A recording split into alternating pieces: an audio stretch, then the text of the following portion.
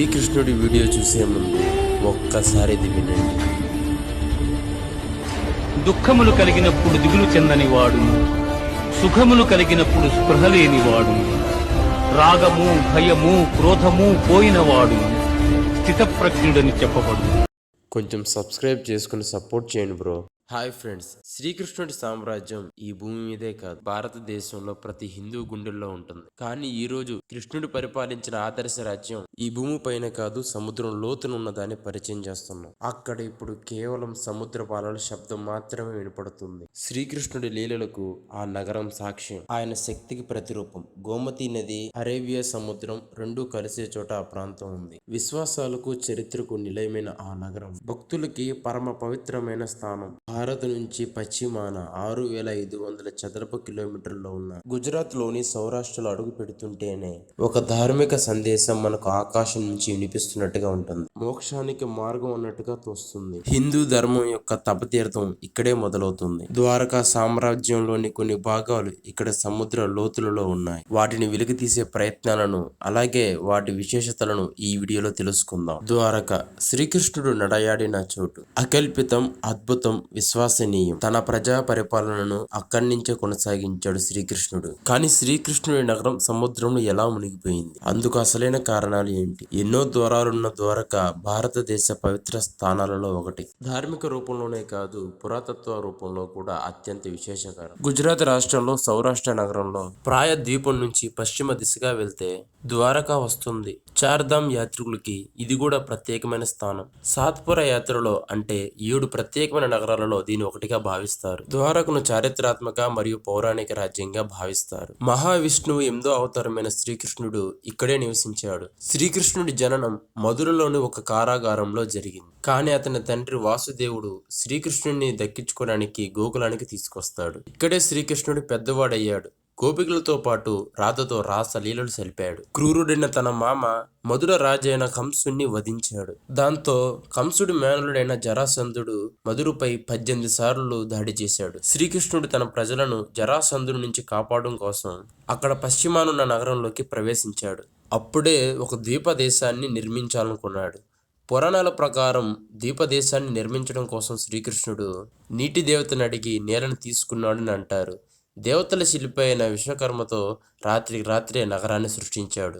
విశాలమైన ద్వారాలతో, ధన ధాన్యాలతో ఈ రాజ్యం విరజులుతూ ఉండే. ఆ ద్వారాలు కూడా బంగారంతో చేసినవి. పశ్చిమ తీరానికి తరలి వచ్చిన మధురవాసులు ఈ యాదవ నిర్మిత నగరాన్ని కుశస్థలి అని పిలుచుకునేవారు. ఇక్కడ 900 భవంతులతో వేలాది మంది నివసించేవారని ప్రతిది. ఈ నగరంలో ఎవరు చొరబడకుండా గట్టి భద్రతా ఏర్పాట్లు కూడా చేశారు. ఈ నగరంలో ఎవరైనా ప్రవేశించాలంటే సముద్ర మార్గం గుండానే ప్రవేశించాలి. అది కూడా నౌక ద్వారా మాత్రమే. శ్రీకృష్ణుడు ఎంతో ప్రేమగా అపురూపంగా నిర్మించుకున్న ఈ నగరం సముద్రం మధ్యలో ఉంటుంది. కానీ ఆ సముద్రంలోనే చివరికి మునిగిపోయింది. సముద్రంలో మునిగిపోయిన ఆ ద్వారకా నగరం ఈ రోజు ప్రపంచమంతా చర్చనీయాంశంగా మారింది. అసలు ఈ నగరం ఎలా మునిగిపోయిందన్న ప్రశ్న ప్రతి ఒక్కరిలో మెదులుతూనే ఉంటుంది. దీని వెనక పౌరాణిక కథలు, నమ్మకాలు చాలానే ఉన్నాయి. మహాభారత యుద్ధంలో శ్రీకృష్ణుడు పాండవుల తరపున నిలబడి యుద్ధాన్ని గెలిపిస్తాడు.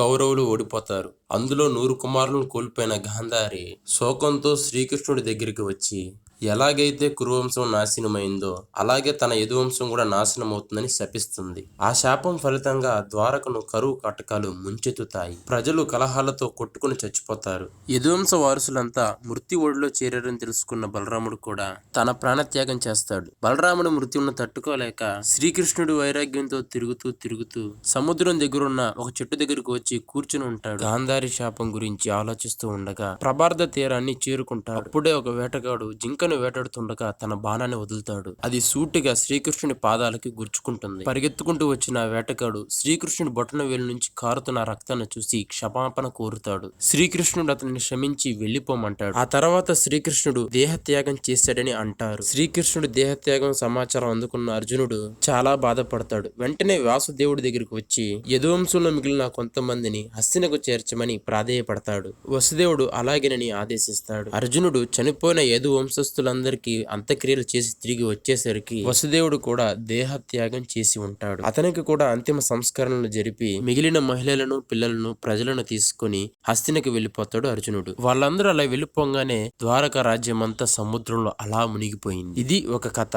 గాంధారి శాపంతో పాటు ఇంకొక ఋషి యొక్క శాపం కూడా శ్రీకృష్ణుడికి ఉంది. అది తన కొడుక్కి. ఒకరోజు విశ్వామిత్రుడు, నారదుడు మొదలైన వారు అంతా ఉండగా తన శిష్యులతో కృష్ణుని చూసేదానికి వచ్చారు. వాళ్ళని చూసిన యాదవులు అమిత గర్వంతో ఋషులను ఆట పట్టించాలని కృష్ణుని కుమారుడైన వారిలో సాంబవునికి ఆడవేషం వేసి వారి వద్దకు వెళ్ళమని చెప్తారు. ఈమెకి సంతానం కలుగుతుందని అడుగుతారు. వాళ్ళ ఆకతాయి పనికి కోపం వచ్చిన ఋషులు కృష్ణుని కుమారుడిని సాంబవుడు యాదవ వంశం నాశనానికి కారణమవుతారని శపిస్తారు. రోకల్ని కంటావని ఇదే మా శాపం పొండి అని అంటారు. మహాభారతంలో 24 నుంచి 39 వరకున్న శ్లోక సారాంశం ప్రకారం ఆ రోజు మొదలుకొని శ్రీకృష్ణుడు 126 సంవత్సరం మొదలు తర్వాత ఆధ్యాత్మిక ప్రపంచంలోకి వెళ్ళడానికి ఈ భూమిని వదిలిపెట్టాడని రాస్తుంది. అదే రోజు అరేబియా సముద్రంలో ఆ నగరం మునిగిపోయిందని అంటారు. అప్పుడే ఇక కలియుగం మొదలైంది. సముద్ర తీవ్రత ఆ భూమిని తనలోకి తీసుకుంది. ద్వారకలోని అన్ని ప్రాంతాలను తనలో ఐక్యం చేసుకుంది. కానీ శ్రీకృష్ణుడు నివసించిన భవనాన్ని మాత్రం తీసుకోలేకపోయింది. నీటిలో మునిగిపోయిన ఆ నగరం పైన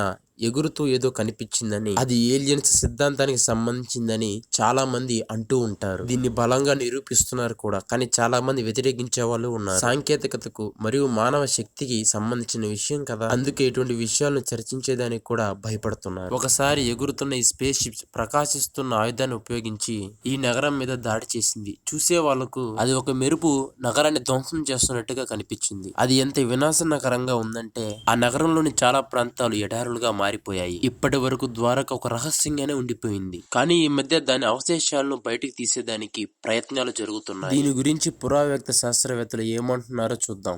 నీట మునిగిన రాజ్యాన్ని కనిపెట్టడం. మహాభారత కథనం ప్రకారం ఈ ప్రాచీన ద్వారకా నగరం సముద్రంలో మునిగిపోయింది. అందుకే ఈ రోజు ఇది మహాతత్వ పురాతన స్థలంగా పేరుగాంచింది మరియు చారిత్రాత్మక స్థలంగా కూడా మారింది. దీనిని మొట్టమొదటిసారి కనిపెట్టింది భారత సైన్య వాయు పైలట్లే. ఒకసారి వారు గాలిలో విమానాలు ఎగురుతున్నప్పుడు ఈ నగరాన్ని చూడడం తటస్థించింది.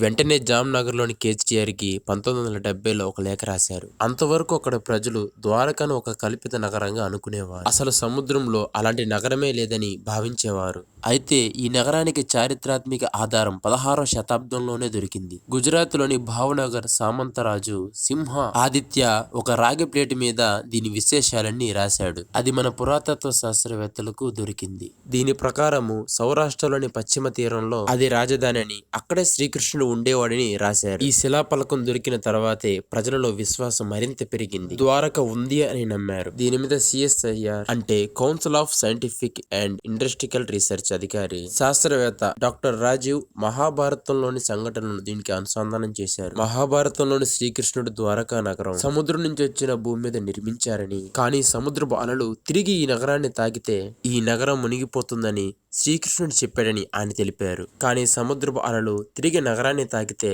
ఈ నగరం మునిగిపోతుందని అందులో శ్రీకృష్ణుడు తెలిపారని చెప్పారు. సముద్రం కింద వెతుకులాట, తవ్వకాలు ప్రారంభమయ్యాయి.